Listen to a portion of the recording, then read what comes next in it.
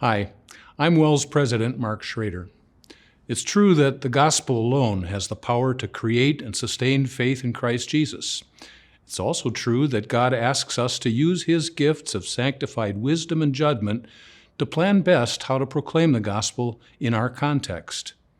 The WELS National Conference on Lutheran Leadership was recently held in Chicago to discuss both of those truths. It brought together 1,300 lay people and called workers to talk about our mission, to share best practices for gospel ministry, and to enjoy Christian fellowship.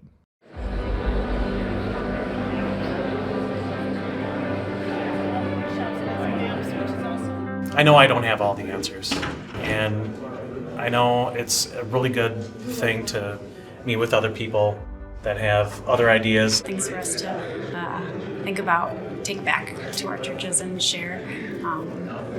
So many, just good thoughts and ideas. The Leadership Conference provided the opportunity to talk about some of the major strategic challenges our church body is facing, like retaining our youth.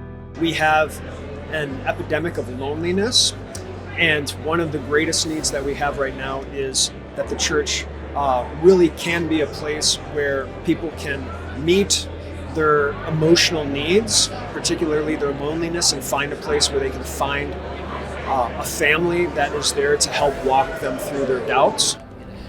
But select capable men from all the people. About half of the attendees of this conference were lay people, and a major focus was how to better use their gifts and insights to do more gospel ministry.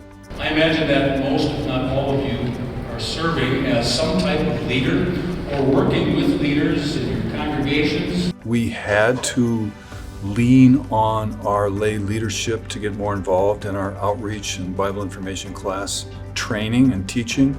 This is a really good idea just in general to broaden the ministry and to share the teaching of the small catechism with people that don't have any background in the Bible. Lay people can teach the small catechism.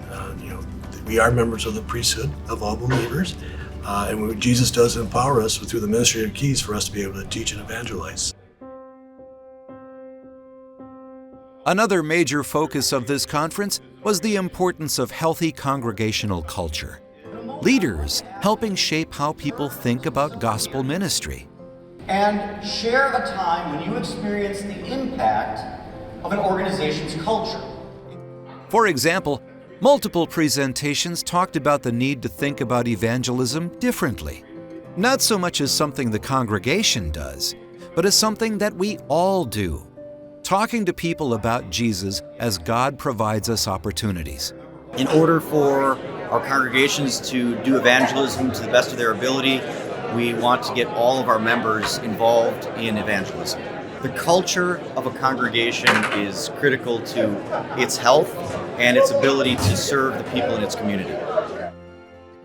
Every congregation has a culture, and you're either shaping it or it's shaping you. It matters because it's these shared thought habits we have that just show up. And we might not even realize it gets in the way of us trying to get stuff done. And so if a congregation says, we'd like to be more outreach minded, and what are the thought habits that kind of get in the way? How do we look at change? How can we not take that charge and move past the barriers? Evangelism by everyone and for everyone. The conference included presentations that encouraged attendees to think about how they could better reach out to all people, including individuals from different backgrounds and cultures. Take a look around the room, a look around your congregation, and if everyone looks the same, thinks the same, and talks the same, particularly when it's not focused on the gospel, because we know that's the one truth, then that's the opportunity to figure out a strategy to reach out. The presentations discussed the large changes in the Christian landscape in America. Yet, they also stressed that, with the strength and courage Christ provides by His Word, we can look at those changes not so much as challenges, but as opportunities. This is our Lutheran moment. What I think our world needs most right now happens to line up perfectly with some of the things that we do best as Lutherans. It seems to me that if you pay attention, you open your ears, you open your eyes, you see people raising questions and problems that the things that we know and believe as Lutherans are the perfect solution to. And so I wanted people to be able to see that and be excited about the fact that we have what our moment needs and what our world needs from us.